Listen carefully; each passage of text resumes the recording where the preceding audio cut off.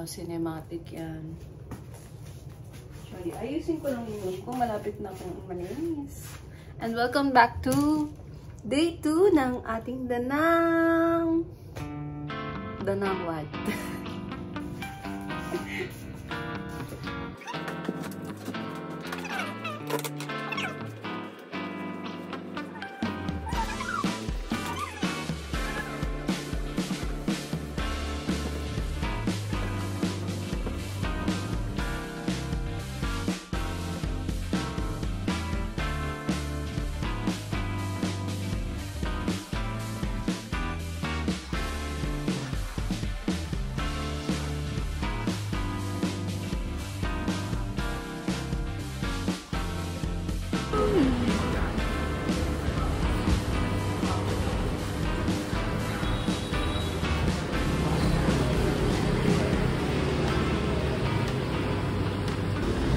Bê luôn bát đá còn lại nha Tài ơi.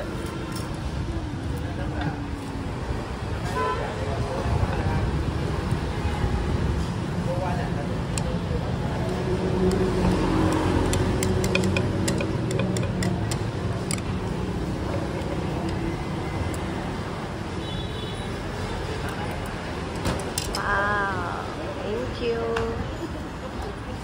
Ang bango.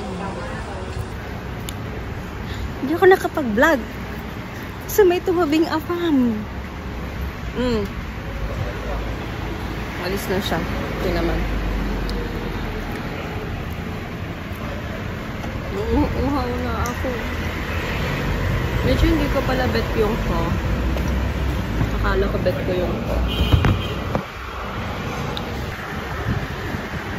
Ayan, sa camera na tayo. Story time. Story time na lang lagi.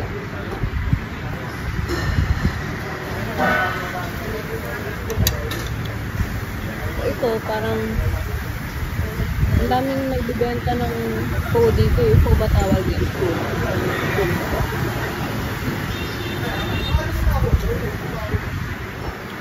Tapos, tinignan ko na lang saan yung mas maraming tao. Ito mukhang mas maraming tao. In-order ko pala itong stone eme na po. Hindi siya yung regular ko, mas mahal ito. Parang yung regular niya nasa 100 pesos lang. Ito 200 pesos.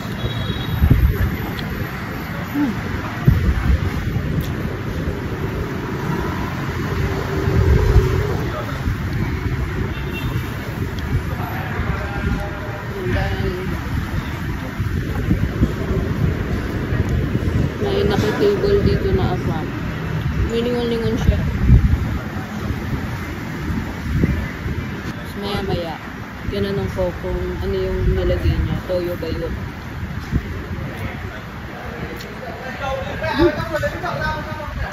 Tapos, yung tingin niya habang pinupur ko yung toyo sa ano ko. Parang, wait lang. Baka ma-discover niya, sabi niya, sorry, inubos ko yung toyo.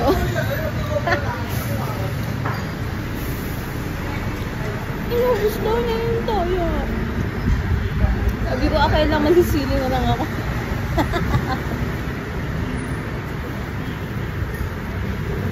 Tapos maya-maya, nagtanong na siya. Sabi niya, where are you from? Sabi ko, I'm from the Philippines. Sabi niya, really?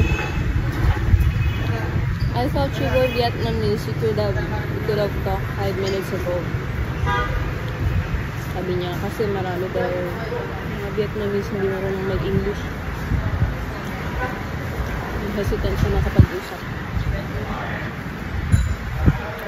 Nagulat siya taga-Philippines ako kasi bukas daw flight niya na papuntang Philippines. Ayun.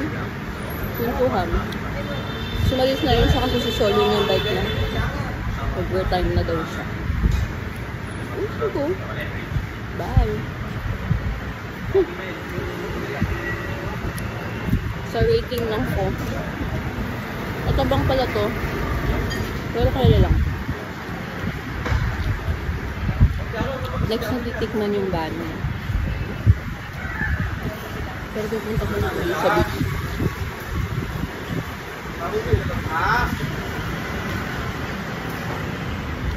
Hindi. Maghanap ako ng inumin. Yan yung mga traditional na inumin nila dito.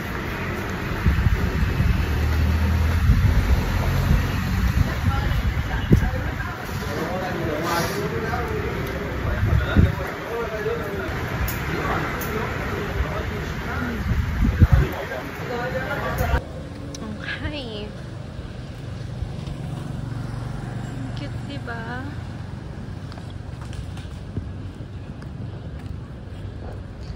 Siyempre yun, Americano coffee. 76 lang. Mamaya na tayo maghunting ng kape. Pero gusto ko rin magkape talaga.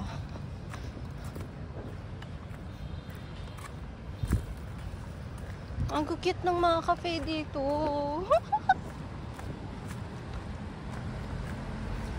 Baka hindi ko na na-vlog. Pero napakaganda ng Danang.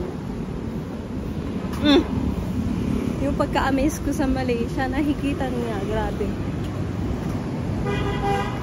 Ito.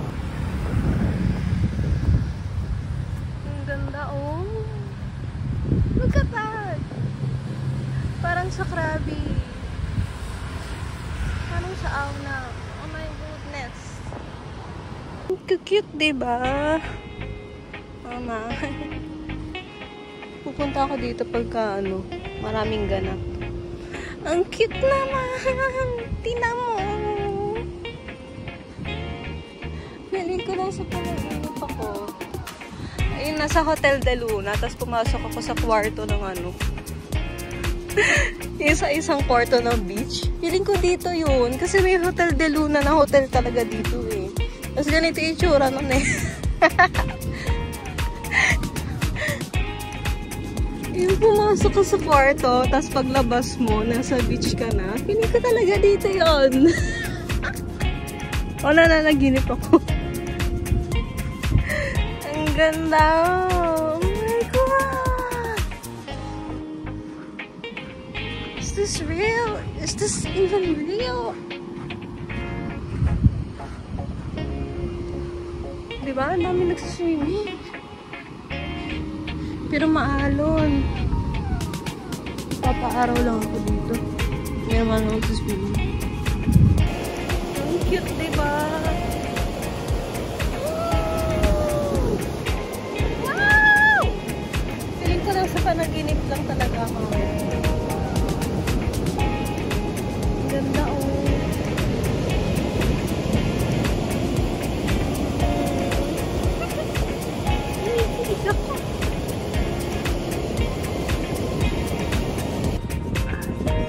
Dito meron silang mga beach chairs na open for everyone. Pero binabayaran yan. Alam ko. Ayun, pwede mag-order ng food. Ang labak ng shore, diba? Kaso malakas yung alon. Yung mga puno dito, parang AI. Ang liliit nyo. Para kayong pina-AI. Tapos ang cute ng mga puno sa likod do. Ay, parang strawberry shape na puno. Tanya natin. Ang cute, diba? Puno po doon. Ayan o. Ang cute ng mga puno o. Parang strawberry shape. Tapos hindi sila sa direct sa lupa. I mean, may tiles pa. Pati yung mga coconut dito may tiles. Ang cute! Ang cute! Very cutesy. Tapos ang daming building.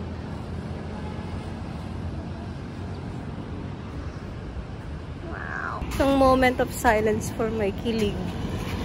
Ang ganda-ganda dito.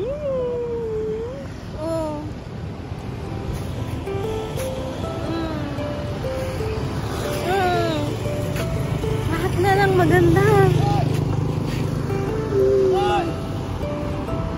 Pati yung mga tao mababait. Hindi ko po. Gusto ko na dito matira. Tumira pa. Ano matira? Ano to? Nirerentahan ba yung mga bike? Gusto ko mag-bike.